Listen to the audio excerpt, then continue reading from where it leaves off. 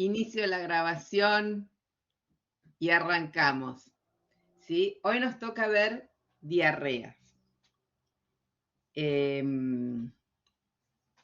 Bueno, antes de empezar a hablar de los gérmenes que producen diarreas, vamos a decir un par de palabras sobre la flora intestinal normal, que es la flora que normalmente vive en el intestino y tiene que estar en el intestino. Porque si no tenemos toda esta cantidad de bacterias en el intestino, es otra patología que se llama disbacteriosis. O sea, tiene que haber una flora normal del intestino que cumple una función y esta flora normal del intestino es muy importante. Piensen que por gramo de materia fecal hay entre 10 a la 11 y 10 a la 12 bacterias.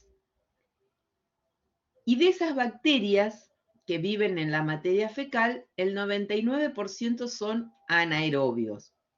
Dentro de los anaerobios hay un montón, tanto bacilos como cocos, tanto positivos como negativos, Bacteroides, Fusobacterium, Bifidobacterium, Eubacterium, Peptostreptococos, Lactobacillus, etc. Y son muy importantes que estén ahí.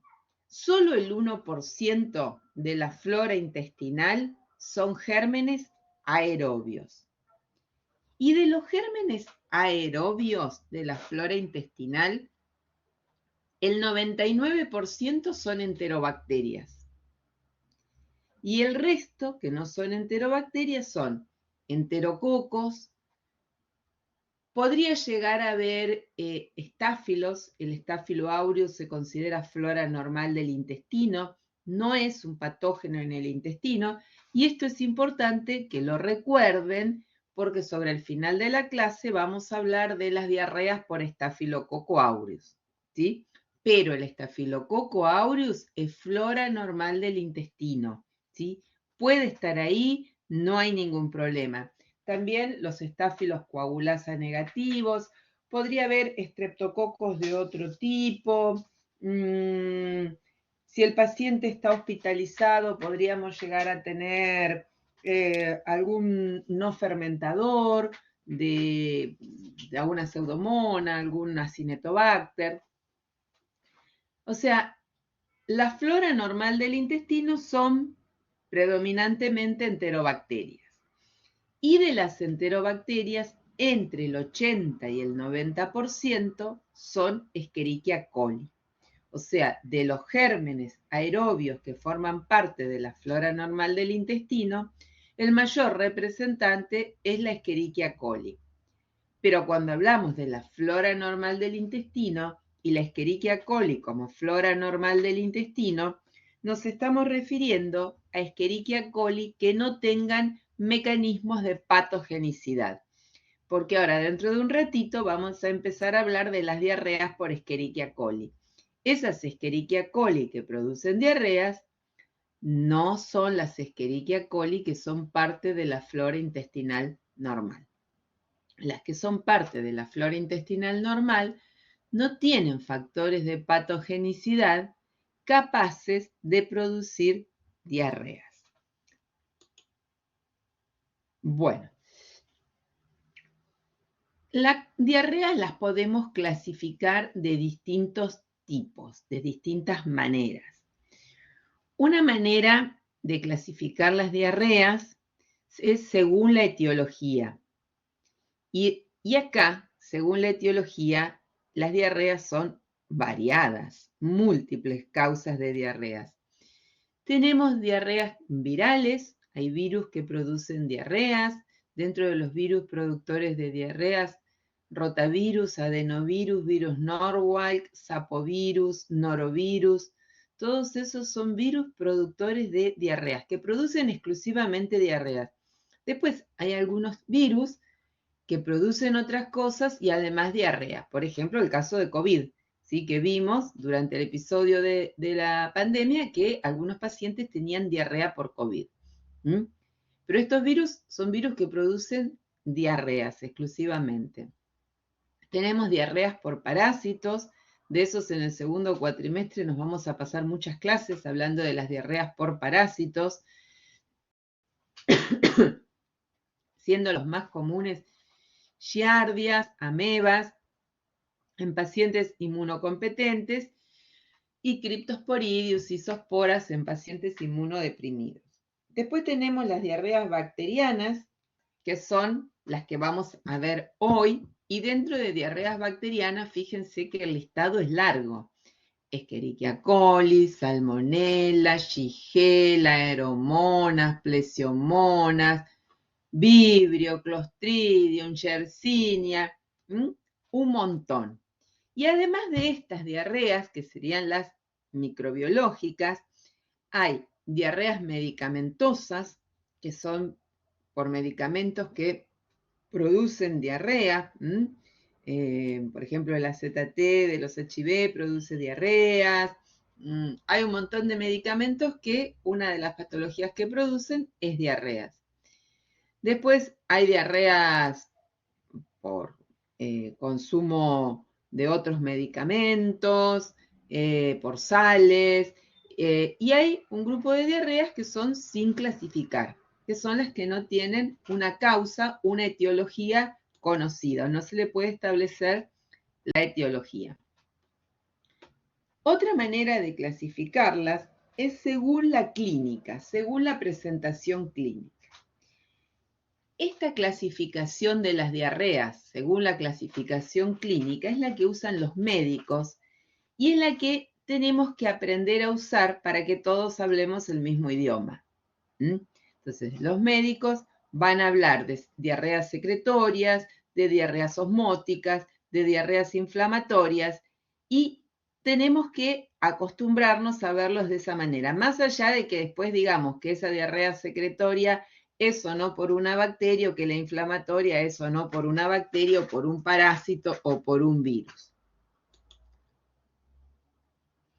Vamos a empezar con las diarreas osmóticas, también llamadas adherenciales, ¿sí? Osmóticas o adherenciales. Estas diarreas comprometen tanto a intestino delgado como a intestino grueso, ¿sí? Todo el intestino puede estar afectado por este tipo de diarreas. Y lo que hay en estas diarreas osmóticas o adherenciales es una disminución de la absorción, ¿sí? Digamos, el intestino, las criptas del intestino, no están cumpliendo su función, que es la de absorber el agua y los nutrientes. Al no haber absorción, no hay maduración de las disacaridasas y las dipeptidasas, y esto lleva a una diarrea por arrastre osmótico. O sea, no se rompen los disacáridos ni los dipéptidos, no se pueden absorber y son eliminados junto con la materia fecal y junto con ellos el agua. En estas diarreas son autolimitadas, en general 24 o 48 horas se limitan, no tienen presencia de leucocitos en materia fecal, ¿sí? Leucocitos en materia fecal son negativos, y si clínicamente vemos al paciente completo, vamos a ver una disminución del valor del sodio en el ionograma. ¿Sí? El sodio está disminuido en el ionograma porque no hay absorción. Luego vamos a tener, dentro de las causas que van a producir las diarreas osmóticas, son el consumo de minerales poco absorbibles, y entre esos tenemos el calcio y el magnesio. Muchas personas usan como antiácido sales de calcio y de magnesio o hidróxidos de calcio y de magnesio, la leche de magnesia y otras cosas. El calcio y el magnesio no son absorbibles en grandes cantidades. El calcio, así como tal, como mineral, es poco absorbible. El magnesio pasa lo mismo. no son absorbidos, pasan de largo por el intestino y junto con ellos arrastran el agua. También algunos síndromes de mala absorción, por ejemplo, la enfermedad celíaca o algunos otros problemas de mala absorción, donde haya problemas de maduración de disacaridasas, intolerancias a la lactosa, etc. Y también algunos procesos microbiológicos, digamos, infecciosos, de microorganismos que sean adherenciales. Dentro de los microorganismos adherenciales tenemos algunos virus que dan este fenómeno. Hay un parásito que es la Giardia lamblia, ya vamos a hablar de él, y algunas bacterias. Dentro de las bacterias, Escherichia coli enteropatógena, ¿sí? Escherichia coli enteropatógena, Escherichia coli enteroadherente. Ahora vamos a explicar qué son estas cosas, aeromonas, etc. Después tenemos las diarreas secretorias. Las diarreas secretorias, siempre cuando haya una diarrea secretoria es por toxinas. Esta es una diarrea mediada por toxinas. Estas diarreas afectan al intestino delgado y se caracterizan por una importante pérdida de fluidos y de electrolitos, ¿sí? Lo que lleva a una importante deshidratación del paciente. Si le hacemos el ionograma al paciente, el ionograma en sangre, vamos a ver que el sodio está aumentado. Tenemos aumentado el sodio en sangre. Eso es porque hay una importante pérdida de agua. Son diarreas persistentes que pueden durar semanas, meses y son sin reacción inflamatoria, o sea, leucocitos negativos en materia fecal. No hay reacción inflamatoria, no hay respuesta inflamatoria. ¿Cuáles son las causas de este tipo de diarreas? Hay causas que no son infecciosas, por ejemplo, el hipertiroidismo, y luego procesos infecciosos por microorganismos productores de toxinas. Dentro de los microorganismos productores de toxinas, el ejemplo del grupo, la diarrea secretoria por excelencia, la del libro, es la del vibrio cólera, ¿sí? Los vibrios en general producen este tipo de diarreas, pero el vibrio cólera es la diarrea secretoria por excelencia. Después tenemos la Escherichia coli enterotoxigénica. También producen toxinas Shigella salmonella, aunque no es el principal mecanismo, ellas producen la diarrea de otra manera, son la tercera diarrea que nos falta de ver, pero Shigella y salmonella también producen toxinas y tienen un efecto secretor.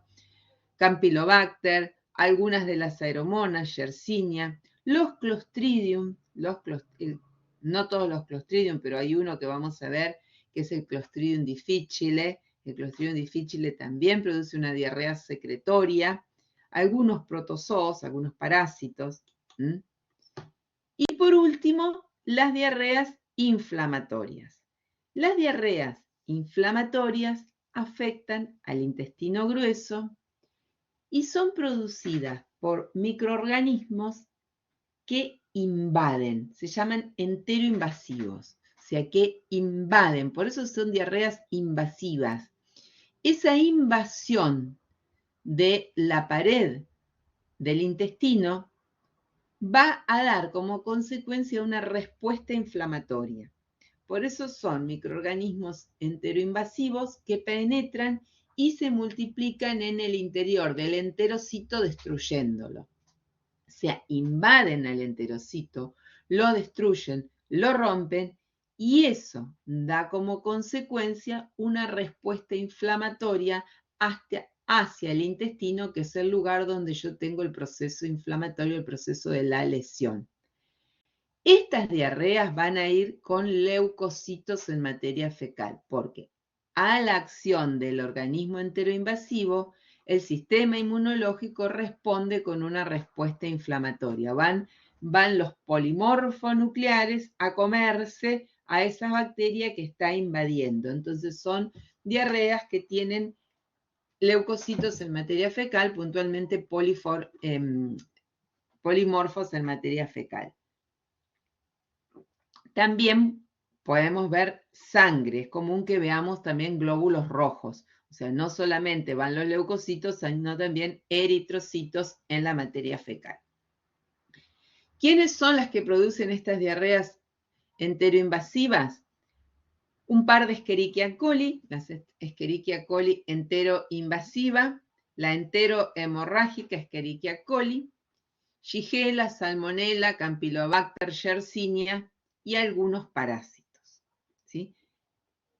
Escherichia coli enteroinvasiva, enterohemorrágica, Shigella, Salmonella, Campylobacter, Yersinia y algunos parásitos.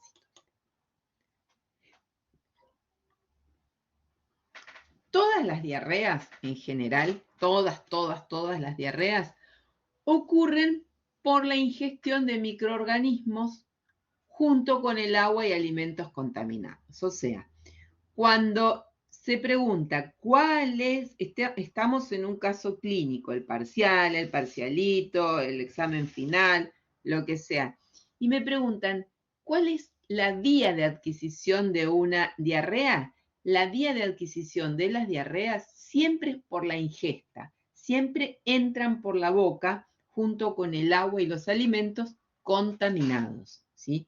Las diarreas siempre se ingieren con agua y alimentos. El periodo de incubación promedio de las diarreas desde la ingesta es de 24 a 48 horas, pero esos tiempos pueden ser variables y podemos ir de 2 o 4 horas a 5 días o 7 días en algunos casos, ¿sí? Entonces, fíjense cómo ese periodo de incubación es bastante diverso, ¿sí? De 2 horas a 7 días tenemos una gran variación, pero esos 2 horas o 7 días son casos muy puntuales de algunos microorganismos. Lo general es que sean entre 24 y 48 horas. En todos los casos, los microorganismos van a llegar con el agua y los alimentos contaminados al intestino, van a colonizar el intestino, se van a comenzar a multiplicar en el intestino para ejercer su acción patógena y producir la diarrea. Esas 24 o 48 horas desde que yo ingerí el microorganismo hasta que se da la diarrea es el tiempo que el microorganismo necesita para colonizar el intestino, multiplicarse, alcanzar una población que le permita manifestar y hacerse notar y manifestar su acción patógena sobre el enterocito. Y los mecanismos de virulencia de todos los patógenos involucrados que causan diarrea, acuérdense que los mecanismos de virulencia siempre van a ser alguno de estos tres, o adherencia, o producción de toxinas, o invasión, ¿sí? O se adhieren, o producen toxinas, o invaden, ¿sí? Entonces, cuando alguien pregunte cuál es el mecanismo de patogenicidad, tiene que ser uno de estos tres, ¿sí? Tiene que ser uno de los tres. Hay algunos microorganismos que producen enterotoxinas y además invaden, pero no me pongan que cualquiera produce los tres. Tengo que saber qué hace cada microorganismo sobre el intestino. Si produce toxinas, si invade, si se adhiere. Tengo que saber qué hace.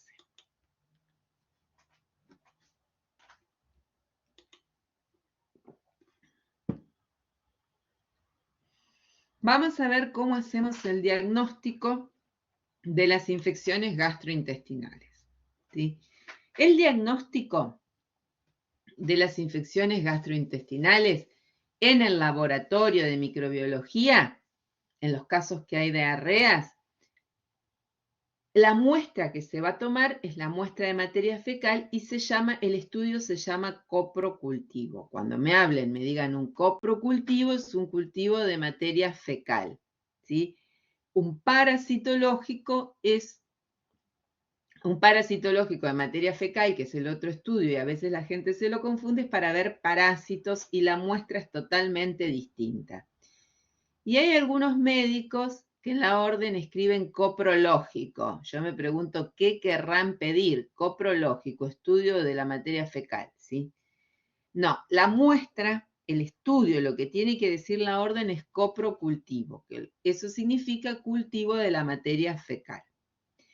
Esas materias fecales que van a cultivo, la mejor manera de transportarlas, de que me lleguen a mí al laboratorio, es en un tubo con medio de transporte, o sea, la materia fecal embebida en un hisopito y ese hisopito en un medio de transporte, que puede ser Stuart o Cary Blair, o en determinadas patologías especiales se pueden usar otros medios de transporte. Por ejemplo, para cólera se puede usar agua peptonada. Hay otros medios de transporte, pero ya son cosas muy puntuales. En general, un medio de transporte general, como es el de Stuart o el de Cary Blair. También y esa muestra puede ser tocar la materia fecal con el hisopo o puede ser un hisopado rectal. Si la persona no defeca en el momento que tengo que tomar la muestra, puede ser un hisopado rectal, ¿sí? Introducir 2 centímetros más o menos el hisopo en el recto, rotarlo y esa muestra también me sirve, también me es útil para el estudio.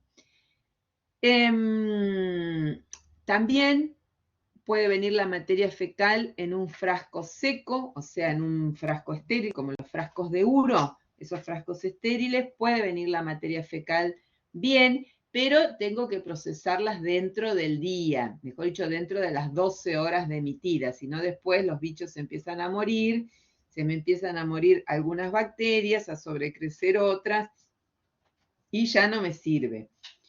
Pero cualquiera de las dos cosas son aceptables.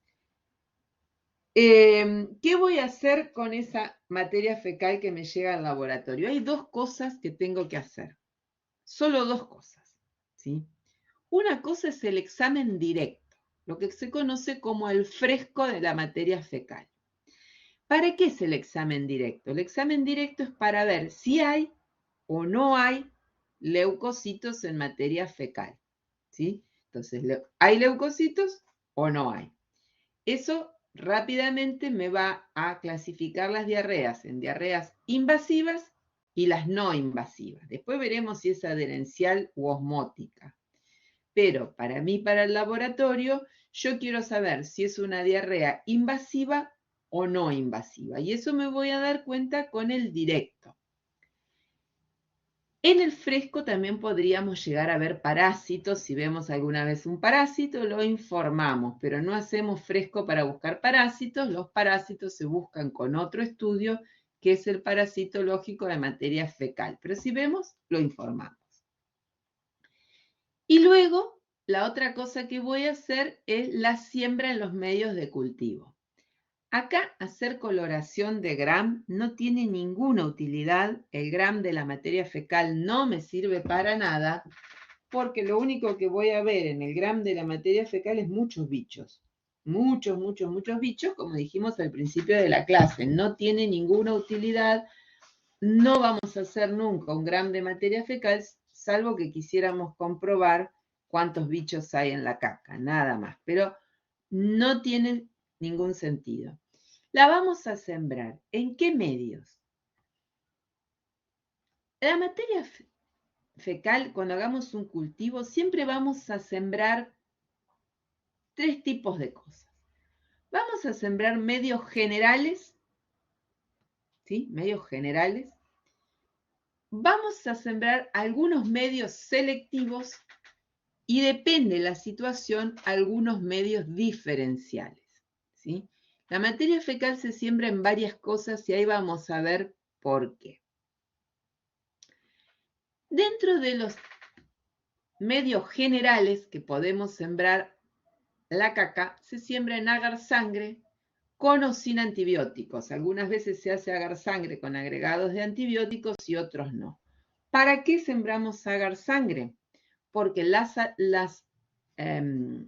aeromonas, plesiomonas y vibrios son beta hemolíticos, son bacilos negativos beta hemolíticos.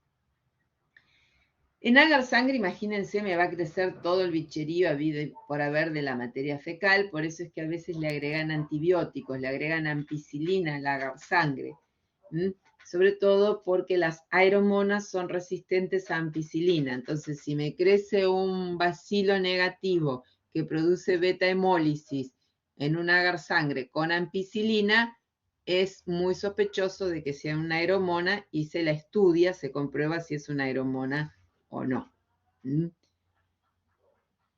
Además del agar sangre con o sin antibióticos, que como dijimos para búsqueda de aeromonas, plesiomonas y vibrio, pero es un medio muy general, vamos a usar algunos medios selectivos. ¿Qué significan los medios selectivos? Medios que inhiben parte de la flora y que dejan crecer el resto, pero que siguen siendo medios generales. Dentro de los medios selectivos, pero generales, hay dos que tenemos acá, que son el agar McConkey y el agar Levin o MB. El McConkey y el Levin son medios para bacilos negativos. Estos medios para bacilos negativos tienen la característica de que tienen lactosa y un indicador de pH. Entonces me diferencian los fermentadores de los no fermentadores de lactosa. Eso ustedes ya lo vieron bien en micro general, cómo funcionan tanto el McConkey como el Levin.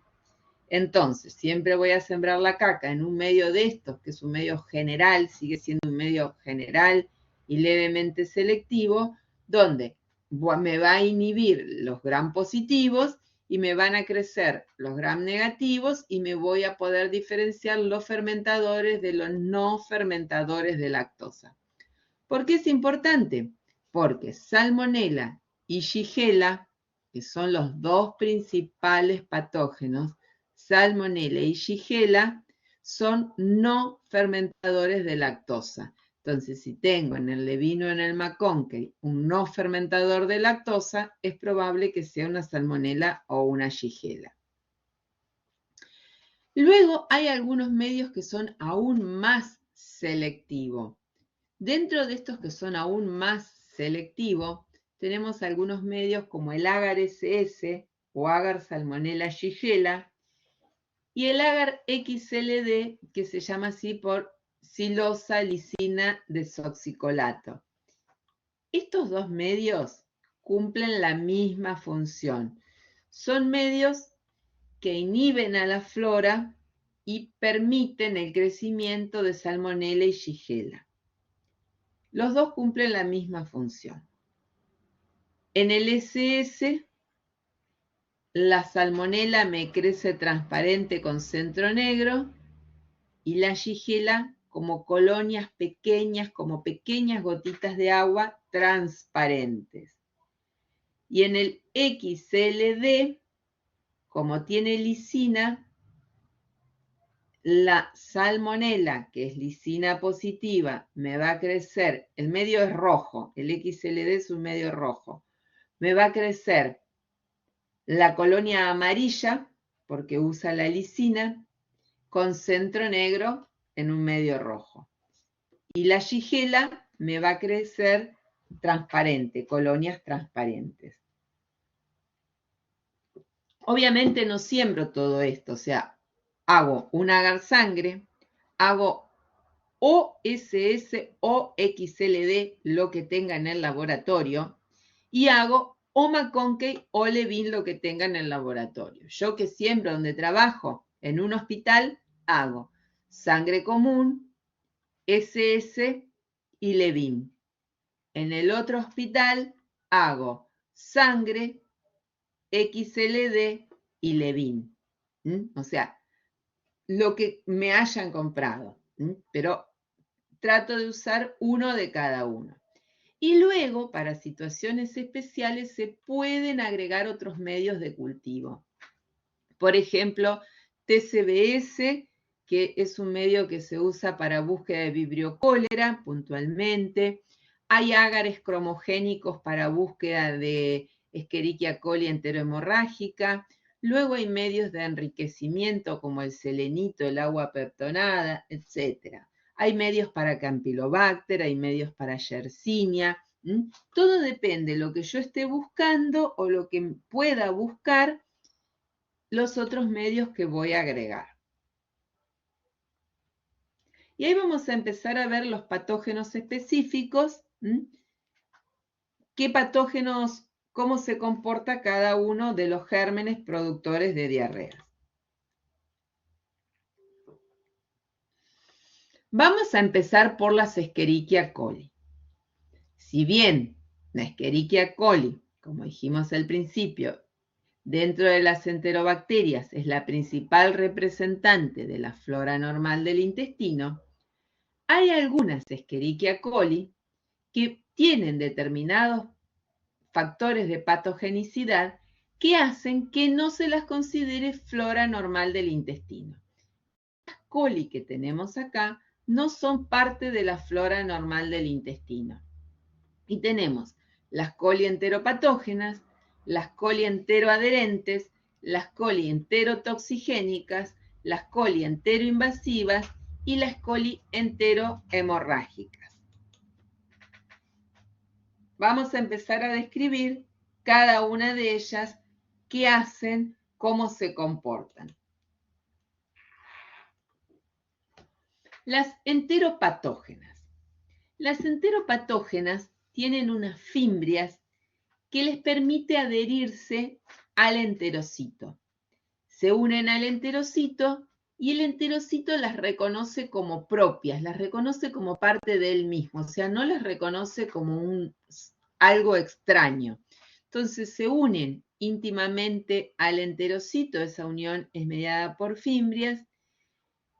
Esa adherencia íntima al enterocito está codificada en un plásmido, el plásmido se llama AE, y una vez que se adhieren a las microvellosidades, destruyen las microvellosidades.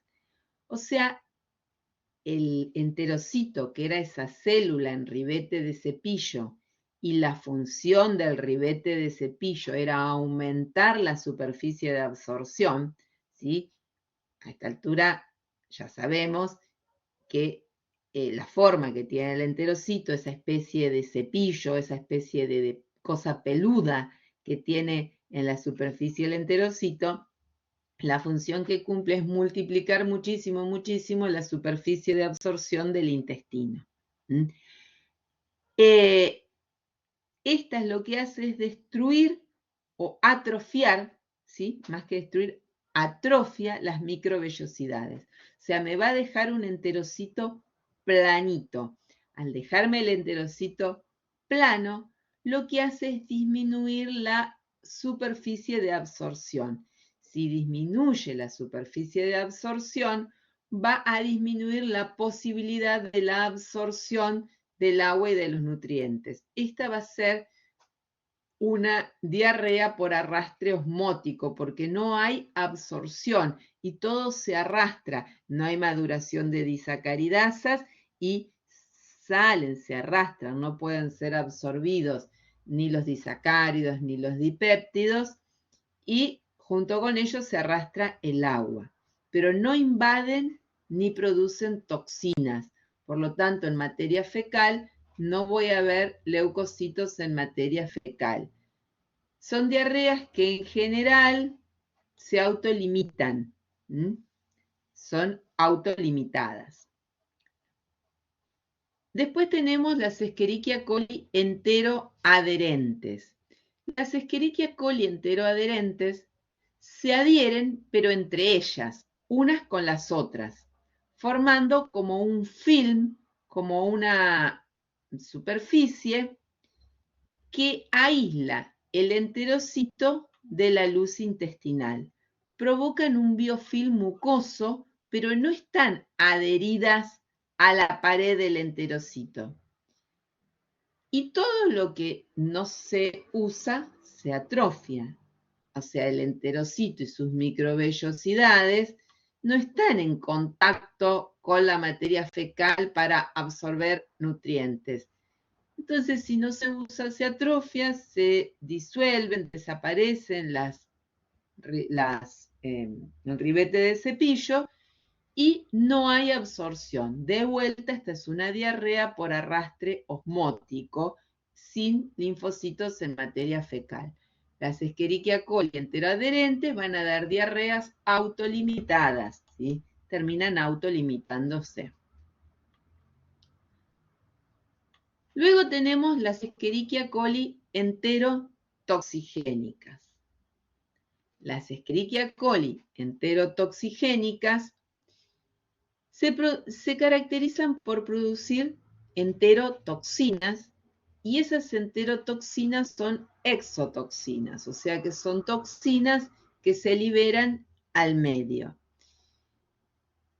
Estas Escherichia coli, cuando llegan al intestino, se adhieren al ribete de cepillo mediante fimbrias o pilis sin dañarlo, no producen un daño, no producen la disolución ni la atrofia del ribete de cepillo, pero comienzan a producir enterotoxinas.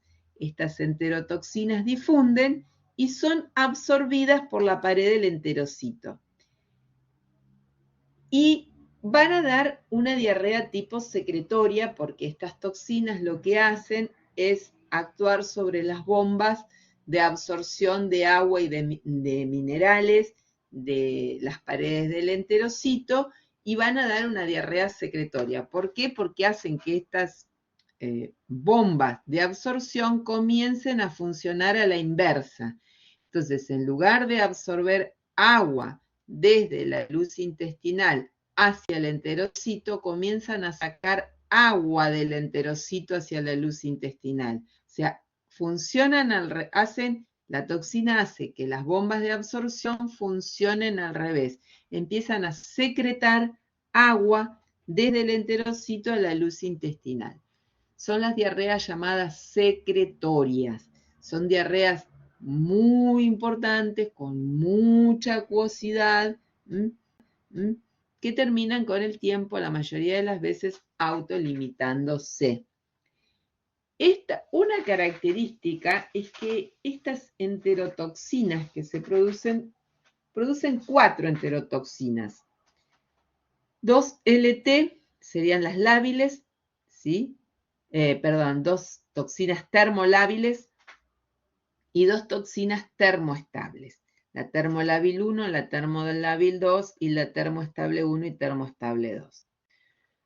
Cuando la diarrea es por la infección bacteriana, o sea, por la infección y la invasión, la colonización del intestino, no hablemos de invasión, la colonización del intestino por estas diarreas, por estas Escherichia coli enterotoxigénicas, se van a producir las 4 toxinas en el intestino.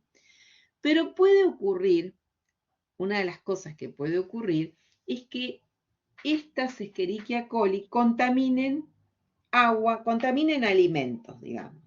Si los alimentos se contaminan con estas coli, no son conservados correctamente los alimentos, las coli proliferan en el alimento y luego ese alimento es vuelto a calentar o a cocinar, la coli se destruye, las toxinas termolábiles se destruyen, pero las toxinas termoestables no se destruyen.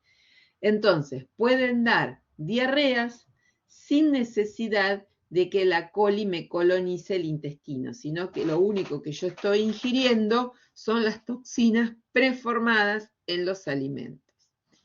Estas coli producen las llamadas diarreas del viajero. Hay un tipo de diarreas que clínicamente se las llaman diarreas del viajero, porque son diarreas que se dan en personas que viajan, que llegan a un lugar, ingieren algo, comen algo y hacen episodio de diarrea que dura un par de días y que termina autolimitándose. Esto es porque cada uno de nosotros está colonizado con determinadas coli. Cuando llegamos a otro lugar, hay otras colis distintas que nosotros no tenemos, otros serotipos de Escherichia coli. Estos nuevos serotipos de Escherichia coli nos van a colonizar y una vez que nos colonizan van a producir sus toxinas y nos van a dar una diarrea por toxinas, que se termina autolimitando. Y la otra cosa que puede ocurrir es que comamos alimentos que están contaminados con esta coli presente en el alimento.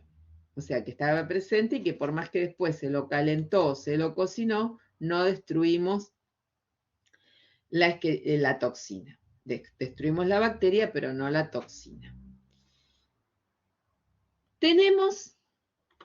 Ahora tenemos las coli enteroinvasivas.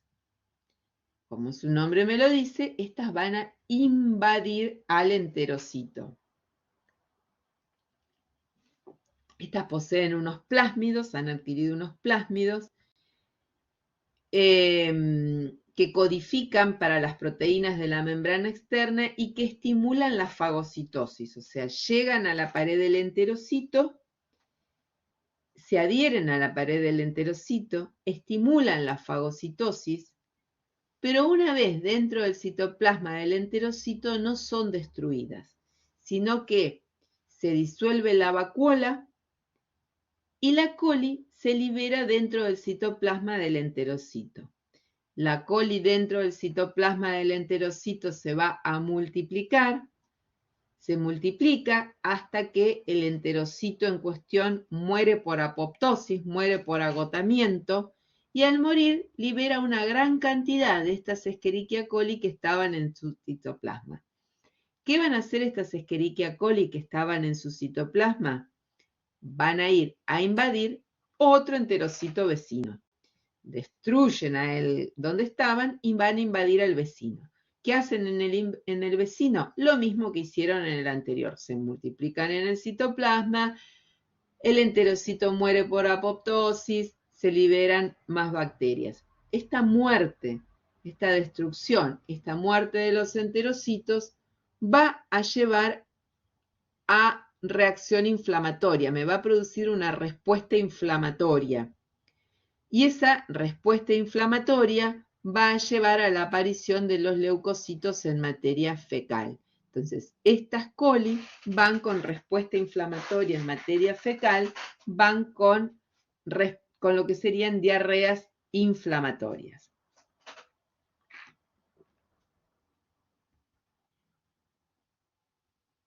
Y vamos a la última, la más jodida de todas, que es la enterohemorrágica. Las enteroinvasivas, sí, en general se terminan autolimitando. En general estas diarreas no requieren tratamiento y terminan la mayoría de las veces autolimitándose. Lo importante de las enteroinvasivas es poderlas diferenciar de estas que vamos a ver acá. Y te digo esto porque el cuadro muchas veces es bastante parecido en cuanto a que es una diarrea invasiva por una Escherichia coli, o mejor dicho, es una diarrea invasiva donde no encontramos otro agente que no sea una Escherichia coli. Y es importante poderlas diferenciar porque estas, las enterohemorrágicas, implican otras cosas que vamos a describir ahora. Entonces, es muy importante poderlas diferenciar. Pero en general, tratamiento no se les da, salvo que, bueno, el paciente esté grave, deshidratación, sea un paciente muy pequeño, y en ese caso las enteroinvasivas pueden medicarse, pero no sería lo habitual que se medique una enteroinvasiva. Bueno, estas que vamos a hablar ahora son de lejos, por lejos, las más importantes de todas estas diarreas. Estas Escherichia coli hemorrágicas se caracterizan porque tienen unas fimbrias que le permiten adherirse íntimamente a la superficie del enterocito. Esa unión íntima está mediada por unos plásmidos AE, ¿sí? Los mismos plásmidos que vimos de la primera, de la enteroadherente, perdón, de la enteropatógena. Estos plásmidos que también están presentes en la AE le van a permitir adherirse íntimamente a la pared del enterocito. Y una vez que está adherida a la pared del enterocito, estas además tienen un gen que codifica para una toxina. En realidad son dos toxinas, se llaman verotoxinas, verotoxina 1 y verotoxina 2, y lo que hacen estas verotoxinas que se producen en la bacteria que está adherida a la pared del enterocito es difundir hacia el interior del enterocito. O sea, no me invade la bacteria propiamente dicha, la bacteria se adhiere a la pared y comienza a producir la enterotoxina. Esa enterotoxina hoy en día recibe el nombre de verotoxinas. Antes se la llamaba Giga Toxin Light o Giga Light Toxin, ¿sí? Algo así como toxina de la shigella más suave. Era una traducción así, una shigella light, suave. Hoy reciben el nombre de verotoxinas. Estas verotoxinas son citotoxinas, son citolicinas, funcionan como citolicinas. Entonces, ¿qué es lo que van a provocar? La lisis del enterocito. Pero esa lisis no es por invasión del enterocito, sino por una toxina que tiene la capacidad de lisar y romper al enterocito. Esto me va a dar como respuesta destrucción de la mucosa y una respuesta inflamatoria asociada. O sea, ¿va a tener respuesta inflamatoria? Sí. Y además de tener respuesta inflamatoria, va a haber sangre en la materia fecal porque la destrucción de los enterocitos va con sangrado. Pero además, estas toxinas difunden al enterocito y siguen difundiendo. Por eso es una enfermedad diarreica con toxemia sistémica. ¿Por qué? Porque la toxina acá no se queda en el enterocito, no es que lisa el enterocito y listo, ya está, no va para ningún otro lado como hace la de la diarrea toxigénica, no, sino que estas toxinas tienen la capacidad de difundir en los tejidos, llegan a la sangre y son toxinas líticas, van a actuar como hemolicinas. Entonces van a provocar una lisis de los glóbulos rojos, una lisis masiva de los glóbulos rojos. Los glóbulos rojos se rompen, van a dar una lisis masiva y esto me va a dar una caída abrupta del hematocrito. Voy a tener un paciente que en cuestión de horas me va a caer de 40 de hematocrito a 18 de hematocrito. Y eso no es por pérdida de sangre por la materia fecal, no es por la hemorragia en la materia fecal, más allá que en la materia fecal pueda llegar a haber sangre, sino que esa caída abrupta del hematocrito es por la lisis de los glóbulos rojos. Y esa lisis de los glóbulos rojos es mediada por estas verotoxinas. Ahora, los glóbulos rojos se lisaron adentro del torrente sanguíneo. Los glóbulos rojos al romperse liberan la hemoglobina que está en su interior. La hemoglobina es una proteína tetramérica, gigante, ¿sí? Seguramente en química biológica la vieron como el ejemplo de la proteína que tiene la estructura primaria, secundaria, terciaria y cuaternaria. Es una proteína gigantesca. Cuando la sangre va al riñón a filtrarse, esa proteína gigantesca que antes estaba dentro del glóbulo rojo, pero ahora está disuelta en la sangre, no puede filtrarse por el glomérulo. No hay manera de que semejante proteína pueda filtrarse por el glomérulo. Y entonces comienza a precipitar en los túbulos renales. La hemoglobina comienza a precipitar en los túbulos renales. Esto da como consecuencia una insuficiencia renal aguda. Por eso da el cuadro que se conoce como síndrome urémico hemolítico. ¿Por qué? Porque es un paciente que va a llegar con una anemia importantísima, una caída terrible del hematocrito, si es un pacientito que me va a llegar con 18, 20 de hematocrito, no puede haber andado por la vida así si hasta ayer era normal, que me llega en anuria, no orina, no emite ni una gota de orina. Si le sacamos sangre, vamos a encontrar que los compuestos nitrogenados están altísimos. O sea, todo aquello que tenía que filtrarse y eliminarse por el riñón está por las nubes porque no se puede filtrar y eliminar por el riñón. Urea y creatinina están altísimas.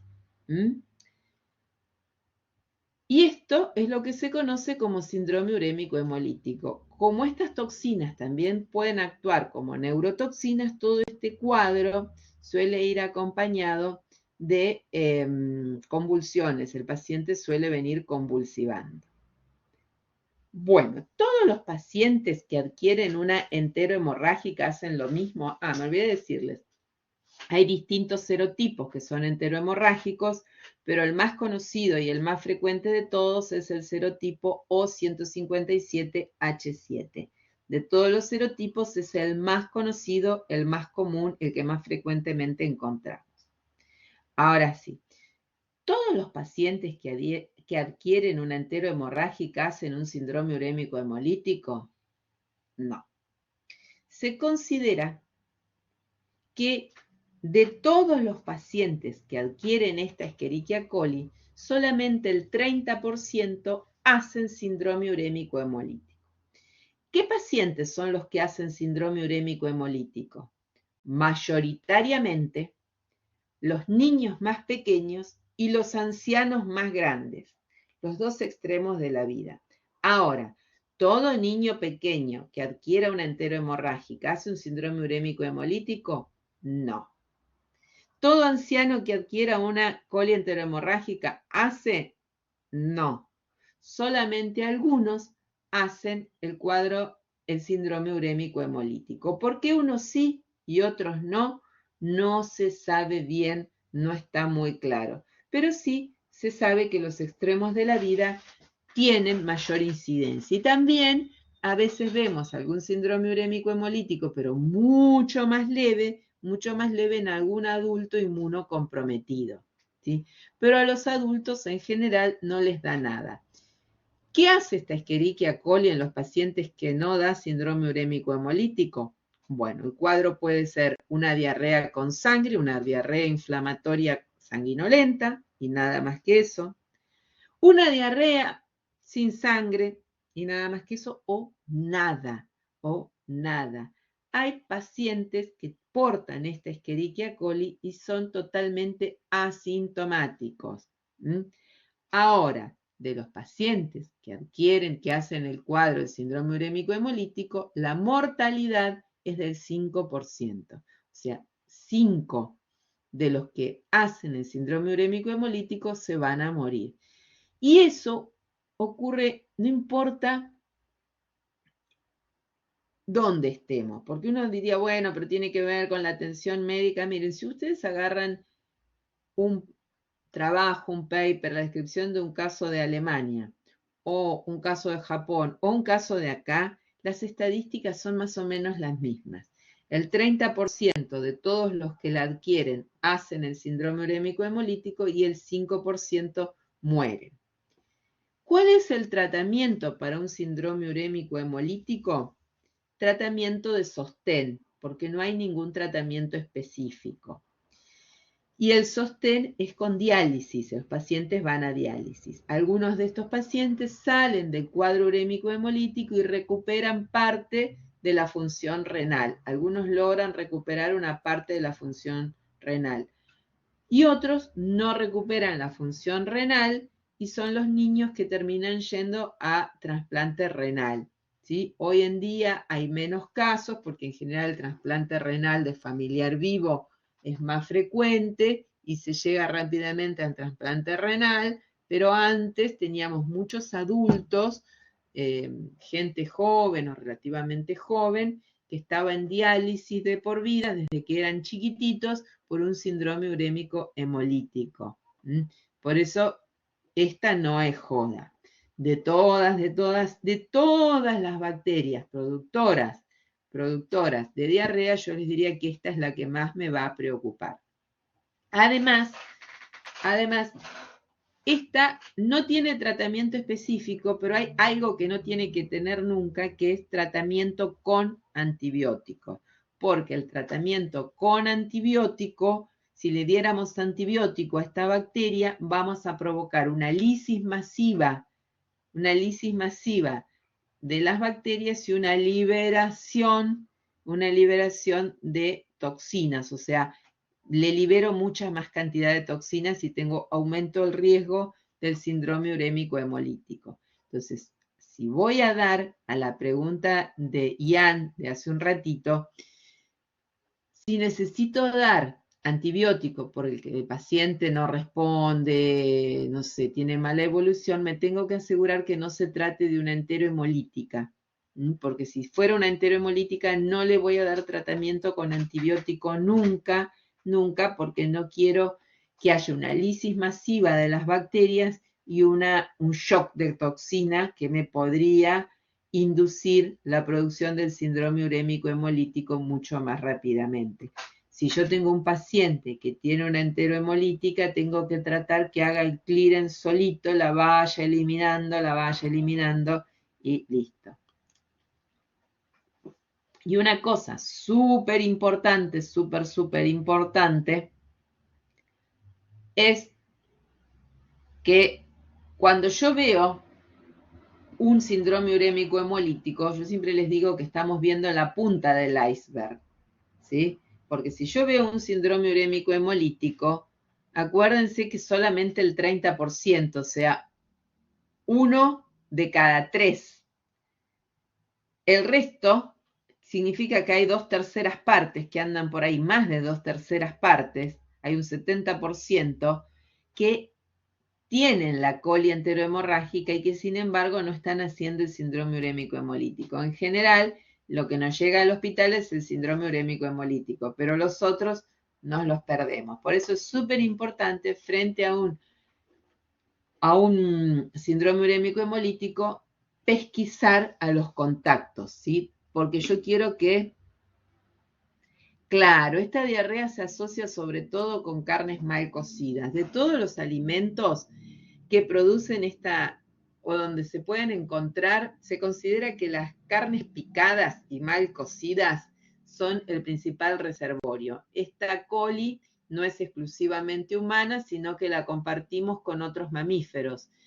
Entonces, puede pasar a las carnes a través del intestino, o sea, en la faena se puede contaminar a partir del intestino y sobrevive muy bien en las carnes picadas y mal cocidas. Y si nos decimos carne picada, mal cocida, nos tiene que venir a la mente una hamburguesa jugosa.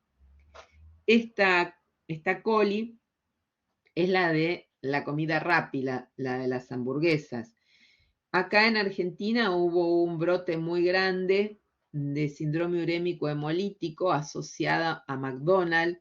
Cuando ustedes serían muy chiquititos, ustedes no se deben acordar, pero creo que fue por el año 2000, 2001, por ahí, hubo un brote muy grande que fue asociado a las hamburguesas de McDonald's, con un montón de niños muertos, con un montón de síndromes urémicos hemolíticos, y en ese momento McDonald's, un montón de locales de McDonald's cerraron.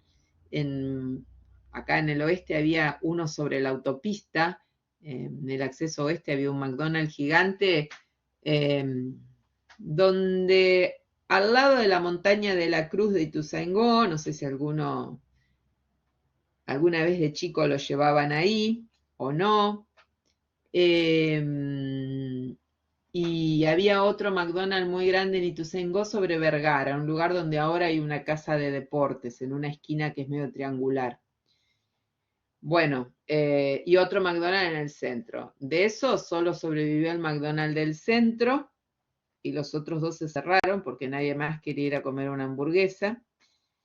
Wendy's, la cadena Wendy's que estaba desembarcando en Argentina, como había armado los locales y como vino se fue, porque no le vendía una hamburguesa a nadie. Y McDonald's tuvo que cambiar la forma de cocción de la hamburguesa, al menos acá en Argentina.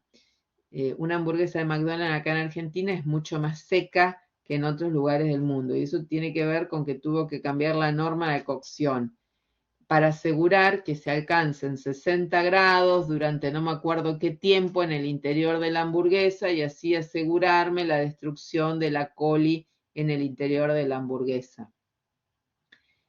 Fue toda una gran movida. Yo siempre les suelo contar, en el Hospital Pena tuvimos un brote dentro de la guardería.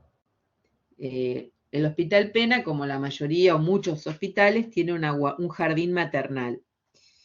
Ese jardín maternal tiene 80% de cupos para los hijos del personal del hospital y un 20% de cupos que son para la comunidad del barrio. Y estas cosas siempre ocurren los viernes a la tarde. Un viernes a la tarde, viernes 4 de la tarde, nos encontramos que en un coprocultivo había desarrollado una coli enterohemorrágica. Nosotros en el hospital tenemos un medio cromogénico para O157 y la usamos para las diarreas con sangre. O sea, si tenemos una diarrea sanguinolenta, le sembramos el O157, ese medio cromogénico. Si no, no lo sembramos. Bueno, habíamos sembrado ese medio, era positivo, teníamos una O157, le hicimos serología, aglutinación, le hicimos aglutinación, aglutinó, era una enterohemorrágica. Entonces, cuando es una enterohemorrágica, nosotros tenemos que llamar a lo que nosotros llamamos promoción de la salud, protección y promoción de la salud, que sería epidemiología. Llamamos a protección y promoción, y la que nos atiende nos dice, ¿quién es el...? Bueno, le damos los datos, decimos que tenemos uno, ¿quién es el paciente? Y la que nos atiende nos dice, ese es mi nieto. Bueno, no. Ahí nos enteramos que la hija y ella, las dos eran enfermeras del hospital, el nene iba a la guardería, y nos dice, no, pero está bien, el nene tuvo un poquito de sangre en el pañal, y la maestra dijo que lo llevaran a pediatría. Entonces, como el jardín está enfrente de pediatría, la mamá salió con el niño del jardín, se metió a pediatría. En pediatría lo miraron, el nene estaba divino, pero bueno, sacaron un poco de la caca esa con un hilito de sangre que había en el pañal y lo mandaron al laboratorio. El chico estaba re bien en su casa, pero había una O157 en su caca. Esto era un viernes. Cuando volvimos el lunes, había 2 niños de la guardería con síndrome urémico hemolítico. Uno estaba en el italiano, otro creo que estaba en el hospital militar. Ese mismo día a la tarde cae un tercer niño con síndrome urémico hemolítico, con lo cual estábamos en el horno, ¿sí? Porque 3 niños de la guardería con síndrome urémico hemolítico estábamos re en el horno. Bueno, había que tomar medidas. La medida era, había que cerrar la guardería y había que cultivar a todos los niños de la guardería. La guardería tiene 5 salas. Tiene lactario, que son los de menos de un año, deambuladores, los de un año, salita de 2, salita de 3 y salita de 4. Cada salita tiene 35 niños y hay turno mañana y turno tarde, o sea, 350 niños a la mañana, 350 niños a la tarde, o sea, 700 niños teníamos. Hubo que cultivar los 700 niños más los contactos directos. Los contactos directos eran los hermanos, los padres de los niños. Y entraban en el juego también las maestras. O sea, unas 1000 personas que hubo que cultivarlas en 2-3 días. Imagínense lo que era. Sí, terrible. Eran una pila, una verdadera pila. ¿Vieron ese juego donde se apilan los vasitos, los frasquitos, a ver cuál apila más? Bueno, así jugábamos a eso con los frascos de caca. Bueno, en total fueron 4 los síndromes urémico-hemolíticos, no tuvimos ninguna muerte, pero rescatamos 37 pacientes con la O157H7, ¿sí? O sea que lo que estábamos teniendo era un brote por esta bacteria. Teníamos 37 pacientes que daban positivos, 4 síndrome urémico hemolíticos y del resto, los 33 restantes, había de todo. Diarrea con sangre, diarrea, cacas totalmente duras, que nosotros decíamos una maraca, porque lo hacíamos taca, sacudíamos el frasco y sonaba taca, taca, como una bolita adentro, pero tenían la O157. Todas estas personas no podían volver, los niños no podían volver al jardín y las personas no podían volver a trabajar ni nada. ¿Por qué?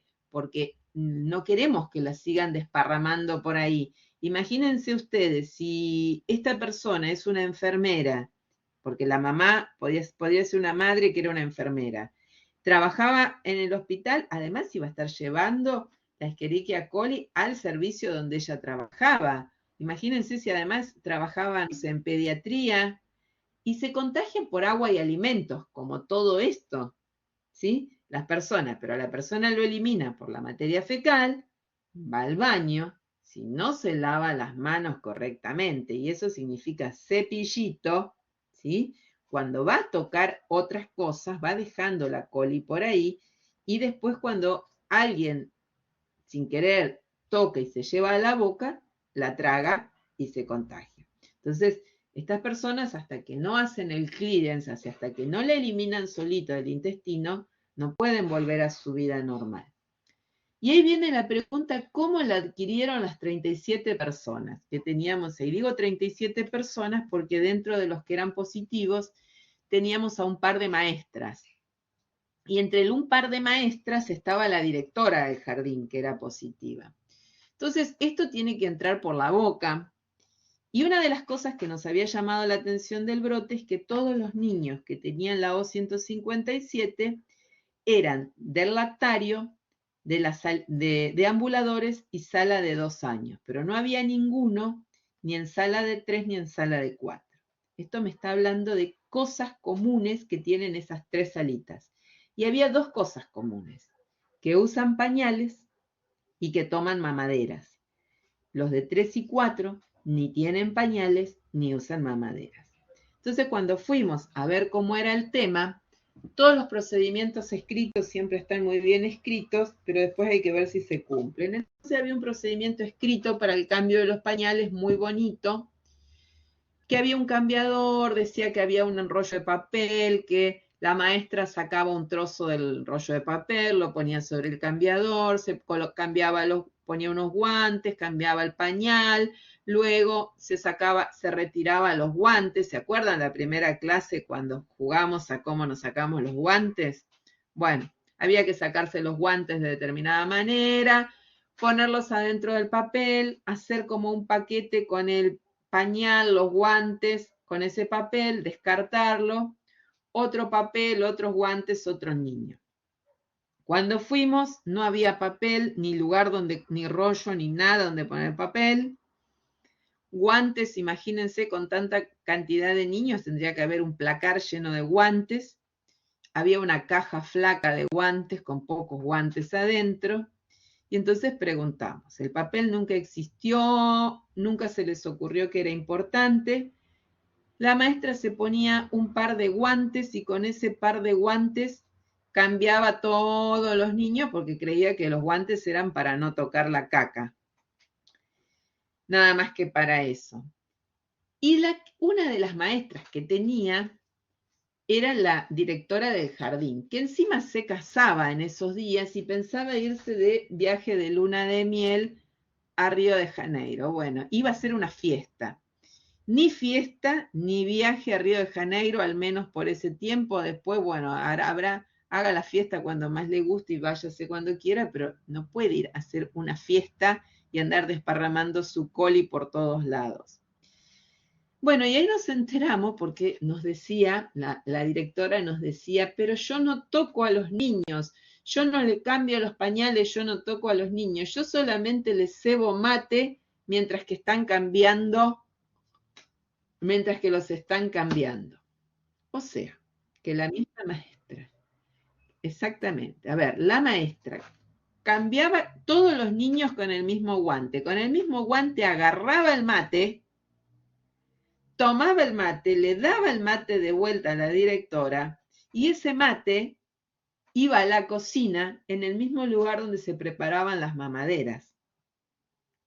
Exactamente, ninguna precaución. Bueno, hubo que cambiar un montón de cosas, bueno, y a partir de ahí no tuvimos otro brote, ¿sí? Pero bueno, había un montón de cosas que estaban mal. Y lo interesante en este brote es que además de encontrar las 37 o 157, hubo otra cantidad más o menos parecida de salmonela. O sea que algunos niños tenían diarrea por esta coli y otros niños tenían diarrea por salmonela. Bueno, dicho esto, pasamos, dejamos las Escherichia coli y nos vamos con la salmonela. Vamos con las salmonelas. Después les explico qué pasaba con la salmonela, que también fue divertidísimo, ¿sí? Porque, digamos, el brote de la guardería, nosotros decíamos que abrió la caja de Pandora, porque por una diarrea, imagínense todas las cosas que vimos detrás. Bueno, la salmonela puede producir qué cuadros clínicos se asocian a la salmonela. A la salmonela se asocian distintos tipos de cuadros clínicos, las gastroenteritis o la fiebre entérica tifoidea.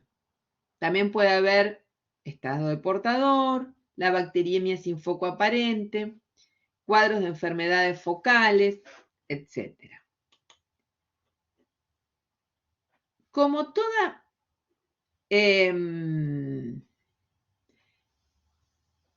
gastroenteritis, siempre el origen es a partir de alimentos contaminados.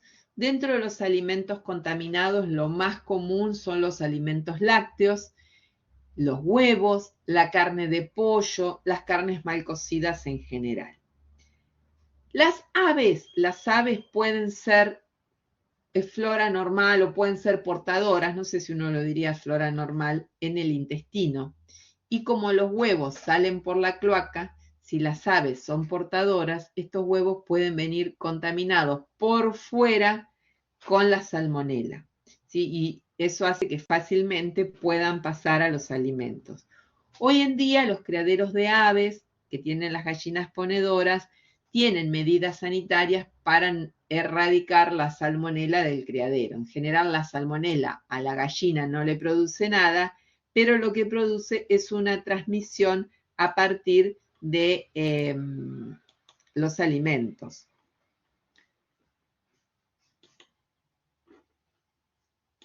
Bueno, las salmonelas, con respecto a la salmonela, no sé si lo recuerdan de micro general o no, pero vamos a recordarlo.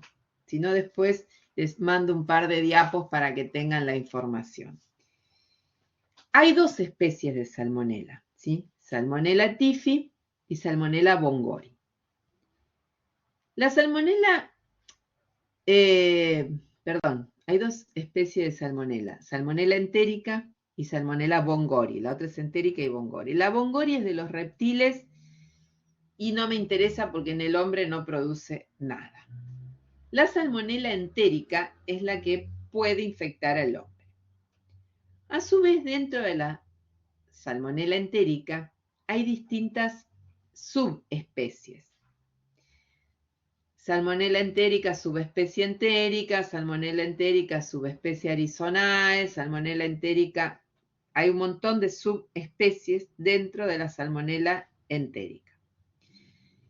Y dentro de la salmonella entérica, subespecie entérica, hay un montón de serotipos que en lugar de ponerle número, como a los de la coli y que le pusieron O157 porque están todas numeradas, les dieron nombres.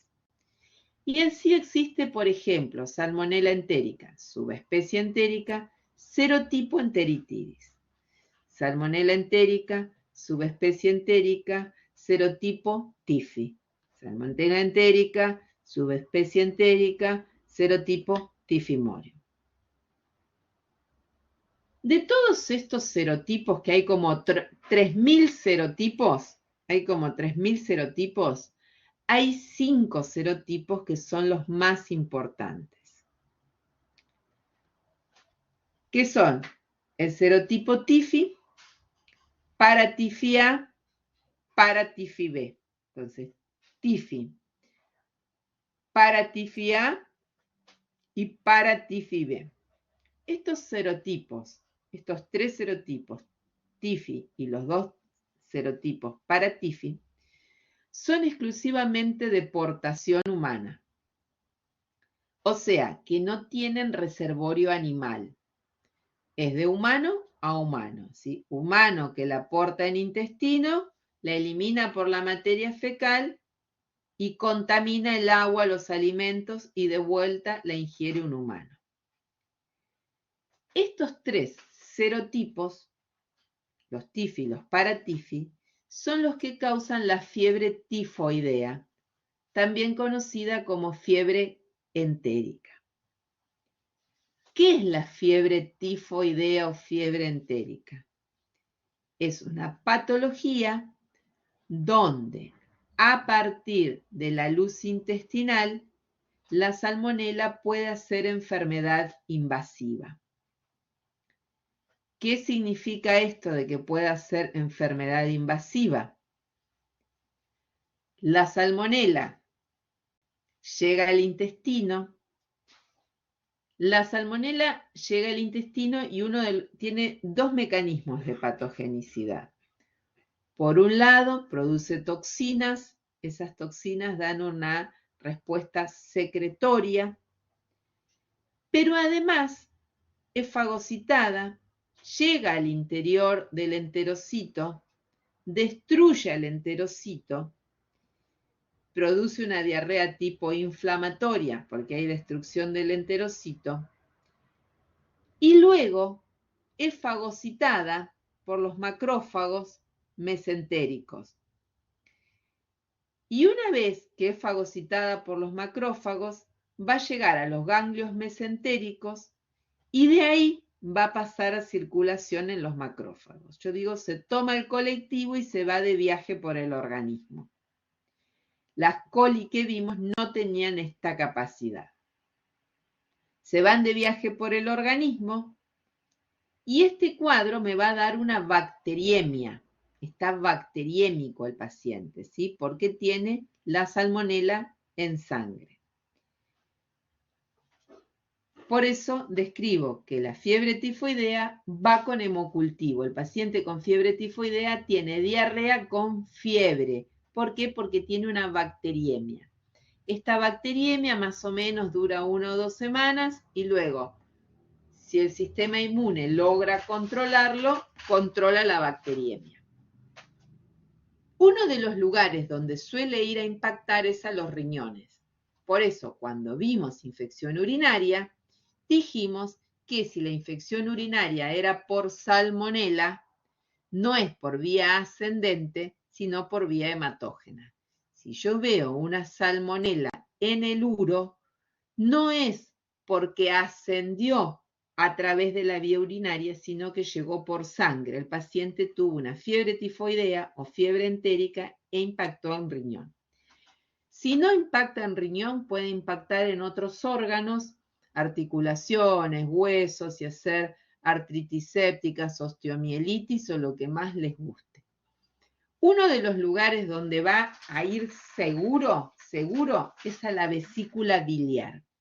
En la vesícula biliar puede provocar una colecistitis que puede evolucionar bien, evoluciona el cuadro de la colecistitis, pero se va a quedar viviendo en la vesícula biliar. Y entonces, cada vez que esta persona que tiene la salmonela en la vesícula biliar, come un poco de grasa de más, la vesícula biliar, ¿qué hace? Se contrae para liberar bilis y esas bilis emulsionar las grasas para que puedan digerirse. Junto con la bilis va a eliminar la salmonela que se quedó viviendo en la vesícula. Entonces, cada vez que esta persona defeca, elimina con la materia fecal la salmonela. Imagínense si este es el cocinero y encima no es muy limpito, va al baño y no se lava las manos o se las lava mal. Y después viene y con esas manitos nos hace un rico salpicón de ave. Qué rico ese salpicón de ave condimentado con salmonella typhi. O otra comidita, qué sé yo, nos arma alguna cosita, nos hace un mousse de chocolate, sí, que no se cocina y que va así, o alguna otra cosita, cualquier cosita nos hace, ¿no? Unos sandwichitos nos hace cualquier cosa. Por otro lado, hay otras salmonelas hay otros serotipos de salmonela, el serotipo enteritidis, o sea, Salmonella enteritidis, subespecie enteritidis, serotipo enteritidis, y Salmonella enteritidis, subespecie enteritidis, serotipo Typhimurium, mejores conocidas como Salmonella enteritidis y Salmonella Typhimurium, que esas son de origen animal, esas son de portación animal, y no tienen la capacidad de dar la fiebre tifoidea. Esas salmonelas solo dan gastroenteritis, sí, pero no dan fiebre tifoidea.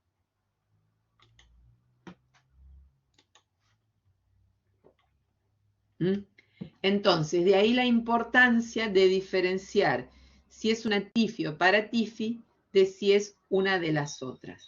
Si es una tifi o paratifi, la que causa la diarrea, sí o sí tengo que tratar al paciente con antibióticos. ¿Por qué tengo que tratar al paciente con antibióticos?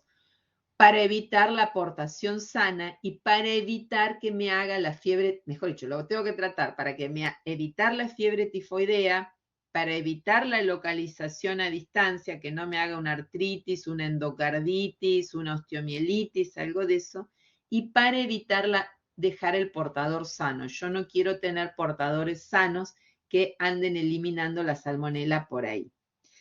Si es una no tifi, o sea, no tifi, no paratifi, podría no darle antibióticos, sí, porque se va a autolimitar. Si no tengo cómo diferenciar la una de la otra, las voy a medicar siempre a las salmonelas y listo. Pero las salmonelas tifi y paratifi deben ser medicadas con antibióticos siempre. Vamos con Shigella y con esto ya vamos terminando, nos quedan 2 o 3 cositas chiquitas. Las shigelas también son siempre por agua, contaminadas, manos, y las shigelas, al igual que las salmonelas tifi y paratifi, son exclusivamente humanas. O sea, el único reservorio es el humano y pasan de humano a humano. Tienen dosis infectivas muy bajas, dan diarreas tipo invasivas, o sea, estas se adhieren al enterocito, lo invaden, lo destruyen, por lo tanto van a dar diarreas con sangre, diarreas con leucocitos en materia fecal, con hematíes, con moco en la materia fecal. Hay 4 especies distintas, Flexneris, Zonei, Boide y Dysenteriae. Tienen periodos de incubación bastante largas. Y además de la producción de toxinas, sobre todo la Shigella dysenteriae, que no tenemos acá en nuestro medio, esta es más de Europa, nosotros acá no tenemos Shigella dysenteriae. La Shigella dysenteriae produce una toxina semejante a la de la O157, que también da un síndrome urémico hemolítico. Si hay síndromes urémicos hemolíticos que son por Shigella dysenteriae. Nosotros acá no tenemos, pero en otros lugares del mundo sí. ¿Cuáles son las shigelas que tenemos acá nosotros? Flexneri y Sonei. Estas son las que tenemos presentes acá en nuestra área, en América del Sur, ¿sí? Ni siquiera digamos en Argentina, sino en América del Sur son las que tenemos. ¿Y cómo las voy a diagnosticar? Porque me crecen en SS o en Levin, dando colonias pequeñas, transparentes, o hay algunos cromagar que son especiales para shigelas. Y las salmonelas, que no me acuerdo si lo había puesto acá, en agar sangre o en XLD, donde aparecen con colonias con centro negro para las salmonelas. ¿Sí? Las salmonelas, como producen sulfídrico, me van a dar colonias con centro negro en los medios que contengan hierro como indicador. Con respecto a la aeromona, las aeromonas son bacterias ambientales de medios acuáticos. Van a dar diarreas en pacientes pediátricos o pacientes que tengan alguna inmunodeficiencia o alguna malformación del tubo digestivo. Hay varias especies. No son de las cosas más comunes que tenemos y las encontramos porque en agar sangre crecen dando colonias beta hemolíticas y hay que buscarlas que sean con alto recuento porque se considera que pueden ser flora normal del intestino y si veo una colonita de aeromona no es significativa. El vibrio cólera, hay distintos tipos de vibrio cólera, distintos serotipos de vibrio cólera. Los serotipos epidémicos, los que dan brotes y epidemias, son el vibrio cólera O1 y el O129. ¿sí? Esos dos son los vibrios cóleras que dan los brotes de cólera. Los otros vibrio cólera no se consideran epidémicos, o sea, no tienen la capacidad de pasar de persona a persona. Los vibrios cólera son gérmenes halófitos, viven en agua. Los que son de persona a persona son el O1 y el O129. Esos tienen la capacidad de pasar de persona a persona. Los otros no pasan de persona a persona. Como son gérmenes halófitos que les gusta la sal, viven en agua marina y contaminan el agua marina, pescados, mariscos, y las personas lo adquieren generalmente cuando comen pescados y mariscos crudos. Es la forma de adquirir los vibrios. Tienen una dosis infectante bastante alta, o sea que tengo que comer una buena cantidad de vibrios, y el mecanismo de patogenicidad es la producción de toxina, dan la toxina colérica. Tienen un periodo de incubación bastante largo, de 1 a 5 días, pudiendo llegar a 7 días, y para cultivarlos hay un medio cromogénico que es verde y que las colonias dan color amarillo, que se llama TCBS, que tiene sentido si uno está en un lugar donde es endémico el vibrio cólera o si estamos en un brote. En algún momento, allá por la década del 90, cuando estuvo el brote acá en América del Sur, todos teníamos TCBS en los laboratorios, ahora nadie más tiene TCBS. A ver, yo creo que había una fotito por acá. No, bueno, es un medio... No está la foto, es un medio que es verde y da colonias amarillas. Si no, en agar sangre va a crecer dando colonias beta hemolíticas, también lo podemos encontrar. Campylobacter, el origen es agua, carnes, leche. Se considera una zoonosis porque es de portación animal y pasa al hombre por contacto con animales o alimentos contaminados con materia fecal animal. No se conoce mucho del Campylobacter. La verdad que recién lo estamos empezando a conocer. Se sabe que produce invasión, da diarreas tipo invasivas y también produce toxinas. Entonces suma el mecanismo de invasión con el mecanismo de producción de toxinas. Tiene un tiempo de incubación muy largo, mucho más largo que otros. Es difícil de cultivar porque necesita medios especiales como el medio de Skid Row, medio de charcoal. Crece en una atmósfera especial, no me crece en la atmósfera común y tampoco en la jarra de anaerobios. Tengo que tener unos sobres especiales de producción de atmósfera para Campylobacter y crece bien a 42 grados. O sea, una estufa a 42 grados, un medio de cultivo especial, una jarra especial. Por eso es que no hay muchos lugares donde se cultive Campylobacter y se asume que las diarreas invasivas que no son ni por Salmonella ni por Shigella son por Campylobacter. Hay muchas especies de Campylobacter, siendo las más comunes que pueden pasar al humano, Yeyuni, Lari, Upsaliensis, coli. Todos ellos son de origen animal. Los veterinarios conocen mucho más de Campylobacter que nosotros, porque en los animales da otras patologías distintas a las diarreas.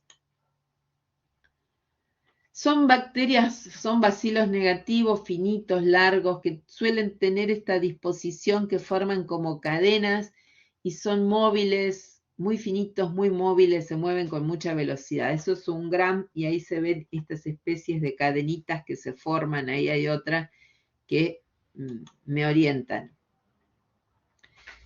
Yersinia, con respecto a Yersinia enterocolítica, también es una zoonosis. Se plantea que el reservorio son las ovejas, el origen posiblemente es agua, no se conoce mucho de ellas, tienen periodos de incubación relativamente cortos.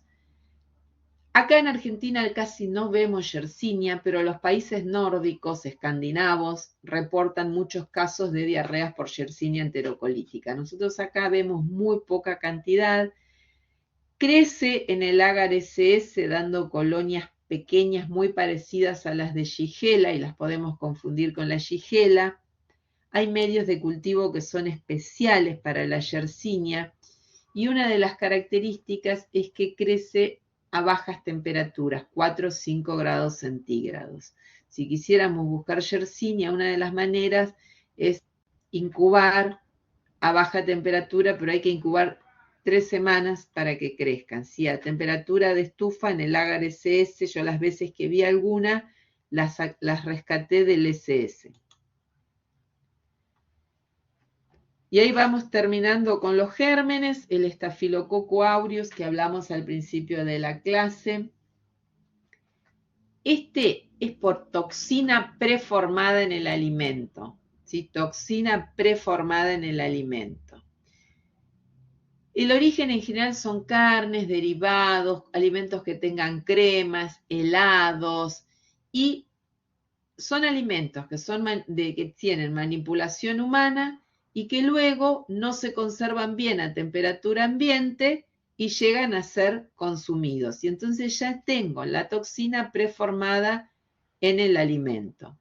Tiene una incubación rapidísima, menos de 6 horas. 2 horas, 4 horas, lo más común son entre 2 y 4 horas. Se la llama la diarrea de la fiesta, porque en general los brotes se asocian a alimentos que se preparan en gran escala y que es difícil de mantener la cadena de frío por la cantidad de alimento que es. Por ejemplo, tortas, masas. Y esas cosas se sirven en un catering, en una fiesta, y nadie puede llegar hasta el final, nadie puede llegar al carnaval carioca porque no hay baño que alcance en la fiesta. Se van todos corriendo a su casa con diarrea. Recuerden que es flora normal del intestino, es parte de la flora intestinal normal. Clostridium difficile, con respecto al Clostridium difficile, se la conoce como diarrea asociada a antibióticos. Es la principal causa de diarrea intrahospitalaria en los pacientes internados. Se considera que la población normal tenemos una colonización de entre el 4 y el 5% de la población estamos colonizados con Clostridium difficile. Y los pacientes hospitalizados, esa portación sube más o menos a un 30%, porque es un germen intrahospitalario. No todos los Clostridium producen la toxina porque el gen de la toxina está codificado en un fago. O sea que las personas que tienen el Clostridium además necesitan que el fago infecte a la bacteria y no solamente que el fago infecte la bacteria y le lleve el gen de la toxina, sino que determinados antibióticos estimulen la producción de la toxina.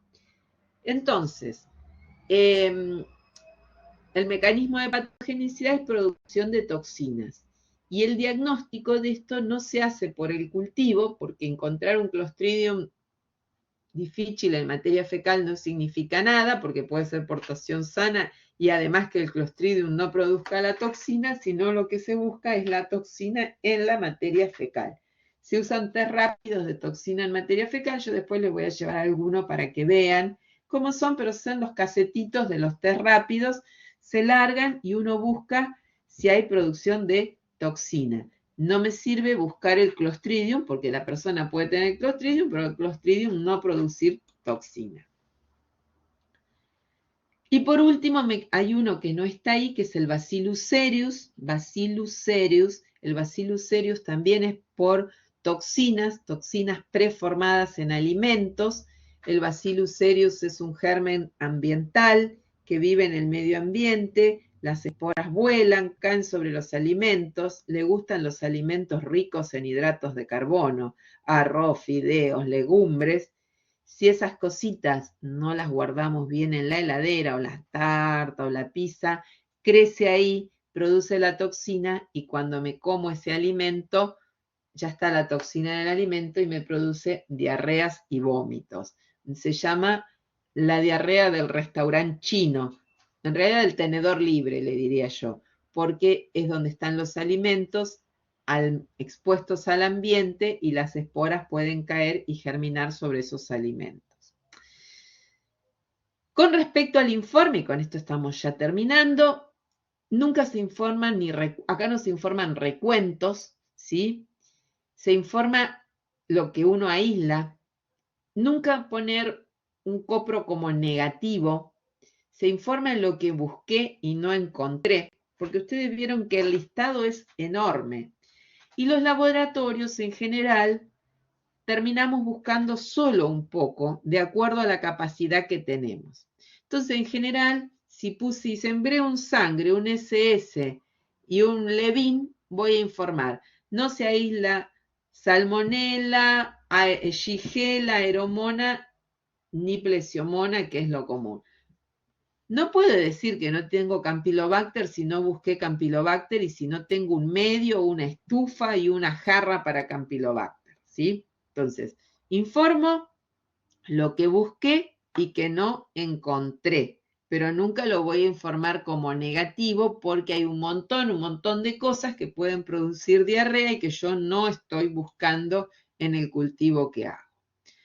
Acuérdense, las que dan leucocitos en materia fecal, Shigella, la coli enteroinvasiva, la coli enterohemorrágica, la salmonela, la yersinia y un parásito que es la entamoeba histolítica, ¿sí? Estos son los que van con leucocitos en materia fecal. O sea que si yo veo una materia fecal con leucocitos, tengo que pensar y buscar esto. Polimorfos nucleares. Y MN son monomorfos nucleares, o sea, macrófagos. Y estos voy a ver polimorfos, neutrófilos ante todo. Y lo último, ¿sí? Tratamiento de las diarreas en general, hidratación, hidratación, hidratación. Nunca le damos antidiarreicos, porque el antidiarreico lo único que va a hacer es evitar que siga teniendo diarrea, pero si el germen está adentro, necesito sacarlo para afuera, no retenerlo adentro. Evitar el uso de antibióticos hasta saber qué es lo que el paciente tiene, porque si fuera una enterohemorrágica puedo empeorar el cuadro.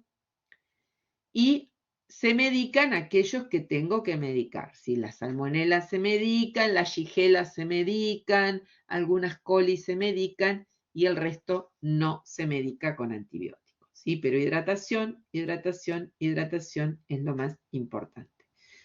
Bueno, Hemos terminado la clase de hoy, medio accidentada, pero la terminamos. Yo ahora les voy a pasar unos casos clínicos, creo que además les debo los de meningitis. Y ahora les paso la clase por el WhatsApp, que es más fácil, ¿sí? Bueno, chicos, que tengan buen fin de semana y nos vemos este lunes, ¿sí? Este lunes para terminar lo de catéteres y hemos y para sembrar algún líquido cefalorraquídeo que tengo por ahí, ¿sí? Bueno, chicos, buen fin de semana. Ya sé, Ian, que tengo que apagar la grabación.